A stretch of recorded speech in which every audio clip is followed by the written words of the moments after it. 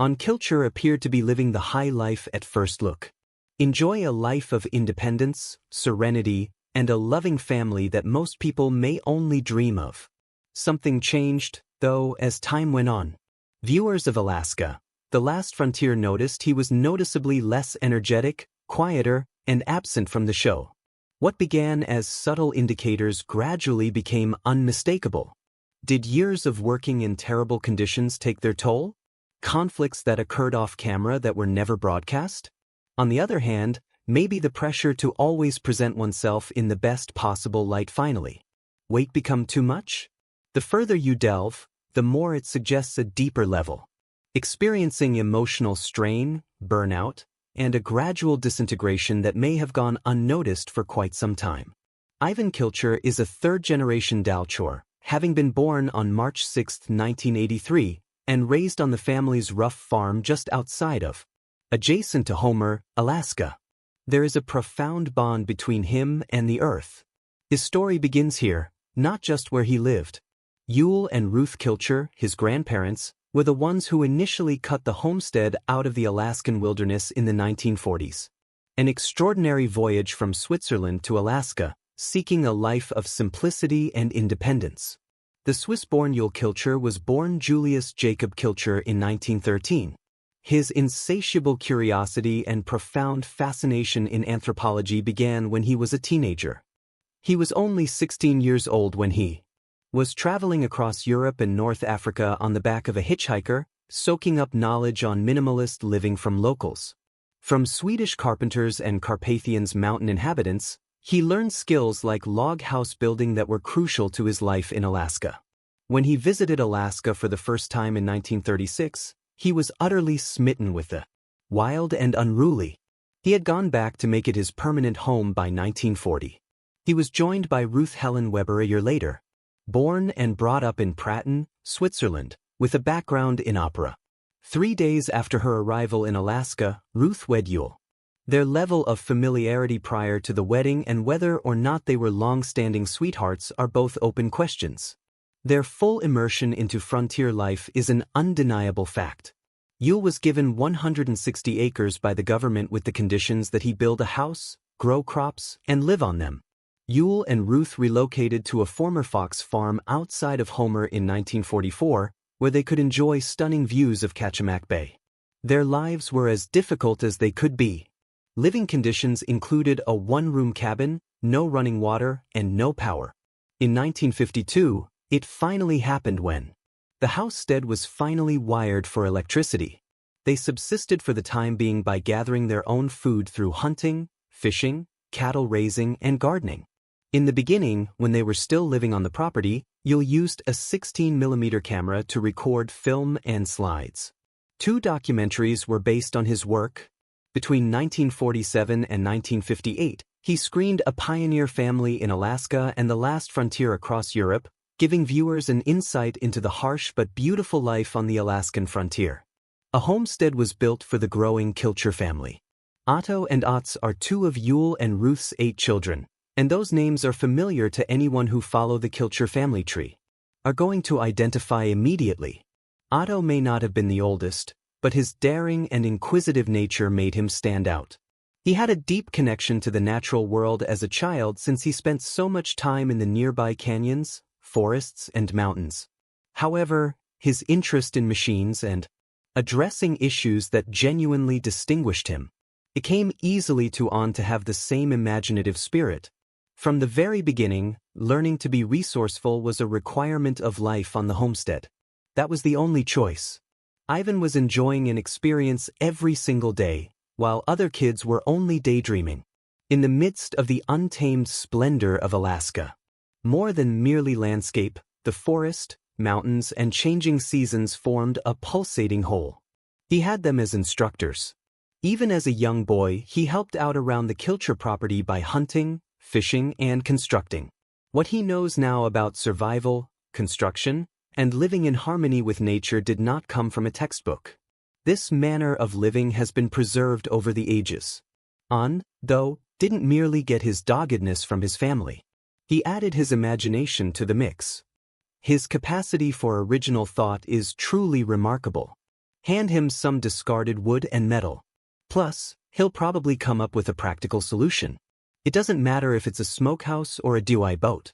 He does not depend on retailers for his eating needs. In addition to fishing and hunting, he cultivates his own herbs and vegetables.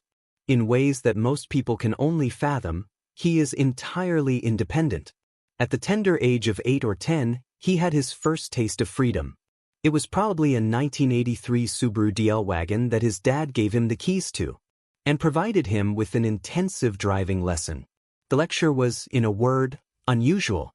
Maintain gearing, steer, and deactivate ignition if you anticipate colliding with an object. It's done. Everything is off. The clutch, the brakes, and the passengers. Eivin, his father, and an abundance of trust. On the same breath, it was terrifying and exciting and will be with me forever. Aan bought a used 1986 Subaru GL station wagon from his parents for $700 when he was 15 years old, marking his first major investment. It was completely non-running yet. That was the main idea. As he set out to fix it, he dove headfirst into the mechanic's realm. In order to cover the cost, he worked tirelessly around the house, doing whatever chores were required.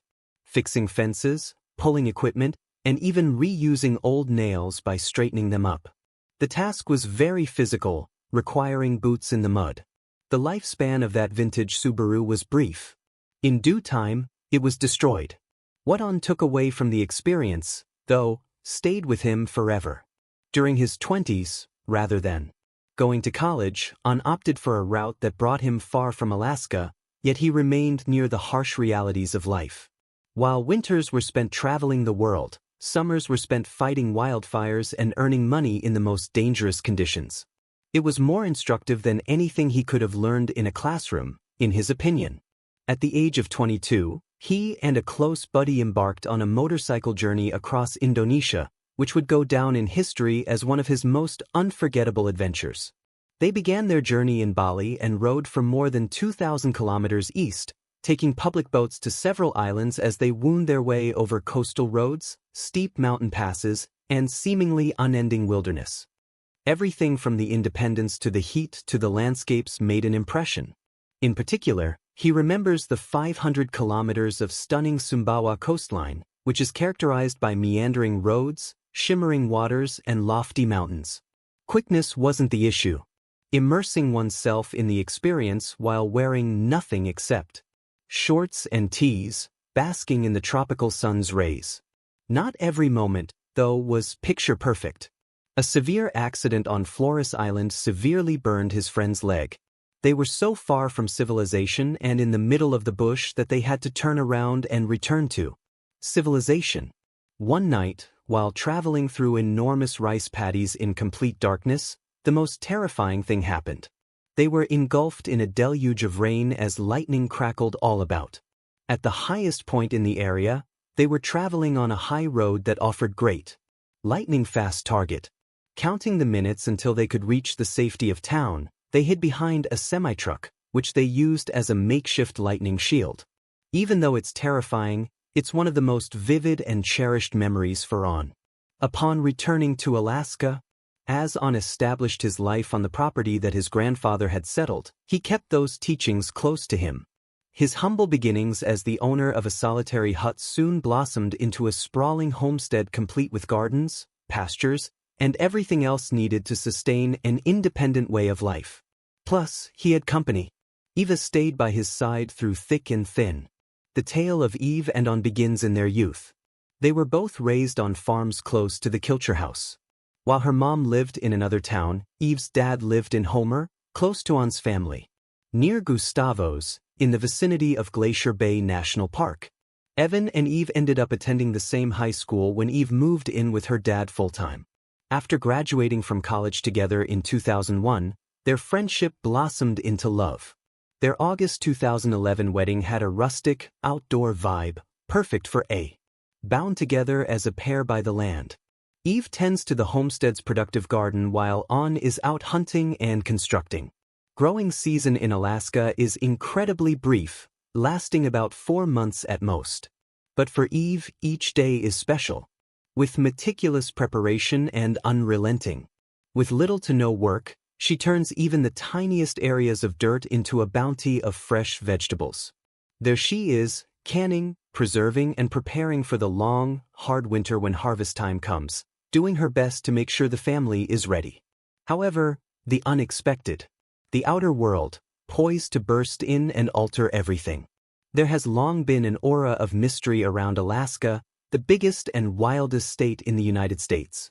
That is precisely the reason behind its moniker as the last frontier. The fact that a large portion of the area is still undeveloped naturally set off curiosity. The makers of the show quickly realized that the idea of people truly living in such a remote area without electricity or running water captivated the audience. The Kilcher family was discovered by Discovery Channel, which is continuously seeking captivating Alaskan stories. Using a plot surprise that could just. The Aan family was contacted by a producer via Facebook in the modern day in an effort to gauge their interest in appearing on a reality show. Thus was born Alaska, the final frontier. A number of Kilcher relatives were the show's main characters. Along with Otts and Bonnie, ats Lee and Jane, Otto and Charlotte, and, naturally, the couple Aan and Eve. The homestead life was the focus of the cameras as they went about their everyday lives. They would do 3 important things every summer to be ready for the harsh Alaskan winter: gather firewood, make their houses winterproof, and make sure they had enough food for the animals and themselves. No, summers were the worst. They had a tight deadline. The show stood out because it delved deeply into homesteading in real life. Having said that, not everyone thought it was perfect. The show's survival elements were overdone, according to some viewers. Particularly when it elevated commonplace activities like hunting or cutting wood to the status of imperative missions. The Kilchers weren't totally alone, after all. If things became too difficult, they could always go to the neighboring town of Homer. Many viewers, meanwhile, found enjoyment in the show not because it presented an actual danger, but because it depicted a way of life founded on tenacity, heritage, and independence. Premiering on December 29, 2011, the show immediately introduced viewers to the eccentric family and their unconventional way of life. By focusing on their shared family history, that of their Swiss immigrant father, Yule, who arrived in Alaska in seeking genuine independence.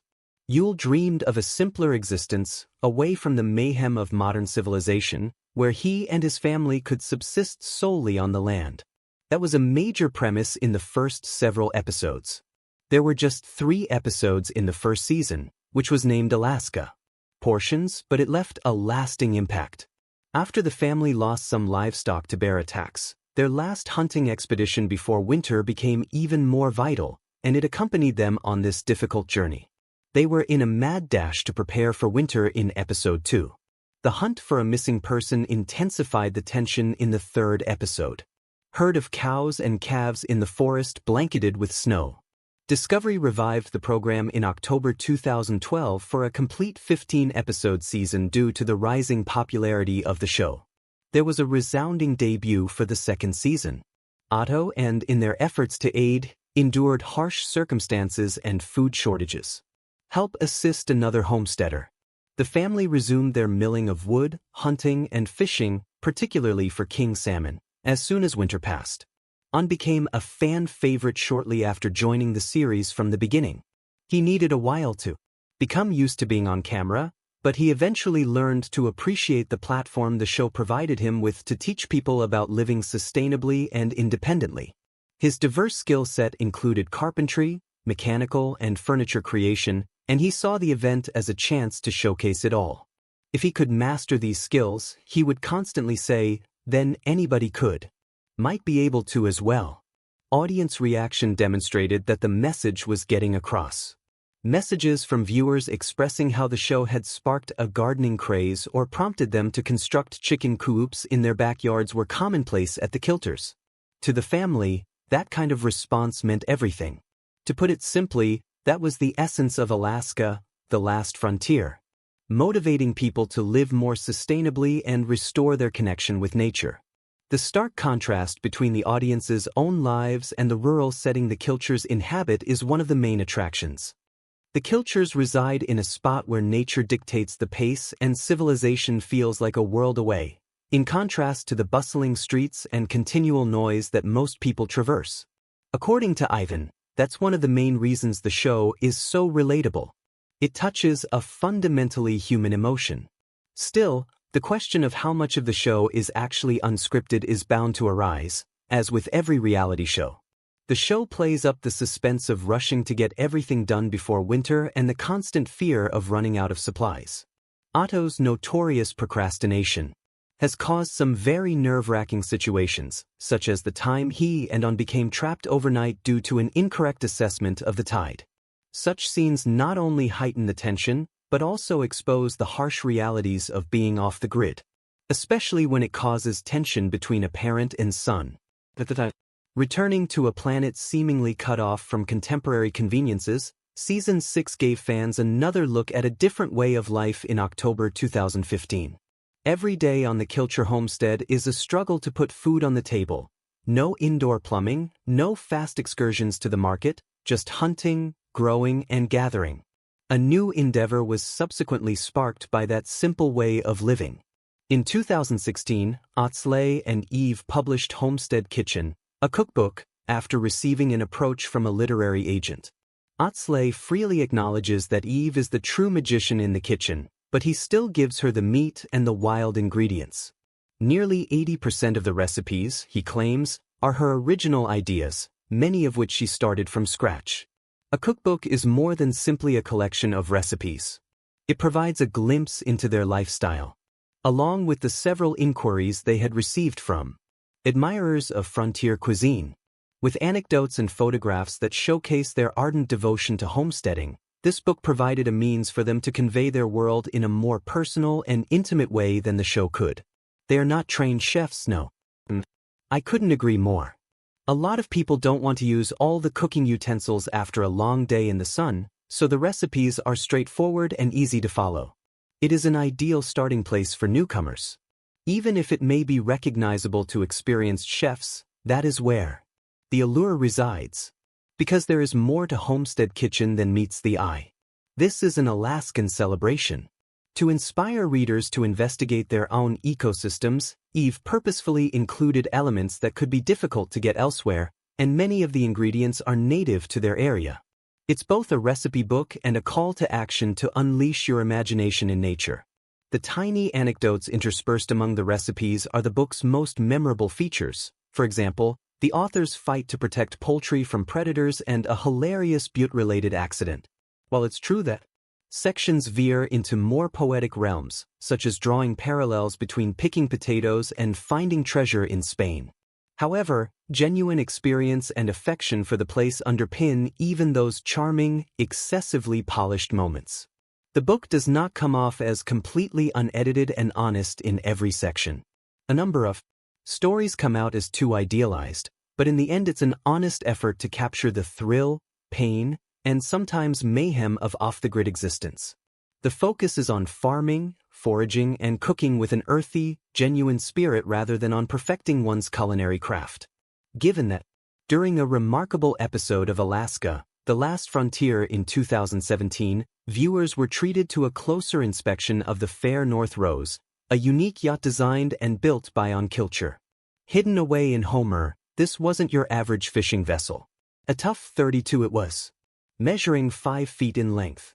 Built for real Alaskan expeditions, this landing craft is 10 feet wide. Of course, there are parts of the book that don't feel raw and unfiltered. The film makes an earnest attempt to portray the happiness, the struggle, and the occasional mayhem that accompanies off-the-grid life, while there are some dreamy parts. It has nothing to do with fine dining. It's all about making meals that have a sense of authenticity by cooking with intention, growing some of your own food, or gathering what nature provides. Speaking of authentic, this unforgettable event gave fans a front-row seat to Aan Kiltchere's artistry. Broadcast of Alaska, The Last Frontier, in 2017. At that moment, he revealed the Fair North Rose, a one-of-a-kind boat that was among his most remarkable creations. However, the fishing boat that floated around Homer was everything but ordinary. A 32 was this. A rugged landing craft that is 10 feet wide and 25 feet long, designed for extensive expeditions in Alaska. This was more than capable of navigating stormy waters thanks to its dual 225 horsepower outboard motors. Surprisingly cozy inside as well. The spacious interior was thoughtfully planned to accommodate long journeys and cruised steadily at 25 miles per hour and reached a top speed of 40 miles per hour. Its enormous 250-gallon gasoline tank makes it an ideal game hunter for off-grid adventures, since it could go about 425 miles on a full tank. That year, though, Aan took on more mechanical marvels than just that. He also began working on it. Undertaking that was more personally meaningful. Repair a Subaru Brat from the mid-80s. This wasn't a light-hearted fixer-upper either. Since he was a little boy, Aan had fantasized of owning this particular car. He spared no expense in making it uniquely his. An unexpected star emerged on the house, for both aesthetic and functional reasons. It would be as easy for it to drive into town for groceries as it would be to hit the trails. According to Aan, it was the first street-legal side-by-side ATV. It was mostly referred to be a vehicle, but its elevated position and, because of its all-terrain improvements, it seemed like a compact, fuel-efficient vehicle. As far as Alaskan life went, it was agile, competent, and ideal. The year 2019 rolled around, and the last frontier state of Alaska provided one of its most memorable experiences. Aan and Eivin Kilcher, brothers, attempted a climb on a precipice. Seemed like it had come from free solo. But this time, the Alaskan wilderness was the actual thing. There were ropes available to them. Protective headgear was available to them. Even though it wasn't completely careless, it was a thrilling moment that set the stage for time of year. The pursuit of excitement wasn't the point here. It centered on staying alive. The Kilcher family relied on the brothers' ability to find new hunting grounds so that everyone could eat. Although they were initially obligated to scale that lofty cliff wall. As they inspected the lofty cliff they had bolted more than 10 years ago, Levi cried out to Aan while they climbed. Although some bolts had corroded, others were holding firmly. They had never achieved greatness. Several time ago. Now that they had a target in sight, they were hell-bent on completing the task at hand and had made it to the high-altitude region commonly referred to as goat country. This wasn't merely about hunting or climbing for Aan. Their common past was the focus, and he wanted to get back in touch with his brother. This was the norm for their relationship. Do it frequently, and he thought this would be a great way to make memories that would last a lifetime. In contrast, Levi maintained his composure. He was aware of the dangers that lay ahead, especially in the more elevated parts of the ascent where the terrain was more difficult and perilous. Aside from these crazy escapades, Eivin, many hats are worn by Kilcher. He has a varied career history that includes being a writer, reality TV star, firefighter, machinist, and welder. He has become famous for his work with excavators and backhoes, which he uses to build up and shape the area surrounding his family cottage. However, to his very essence, Eivin embodies the nomadic way of life. He avoids farming in favor of hunting moose, bears, and deer, or fishing for rainbow, trout, and salmon. Constantly keeping in mind the need of utilizing and honoring all forms of life, he collects clams, mussels, berries, seaweed, and mushrooms, fruits and vegetables. He provides for his family and keeps them safe because of his profound bond with nature. Eve, his wife, contributes her strengths. She is very into gardening, foraging, and canning their own food. In a collective capacity, Eivin and Eve are a dynamic duo that bring a contemporary perspective to traditional subsistence practices. They keep in touch with their followers on social media despite living off the grid by sharing updates, photos of the family, and glimpses into life on the homestead. And recently, 2022, Eve started selling customized cookbooks, which could be a sign that she's planning to give writing her whole attention and maybe even take a break from reality TV. Even while they don't often talk about them on the show, the couple's hobbies and interests, which are just as important to who they are detailed on their website. Really are.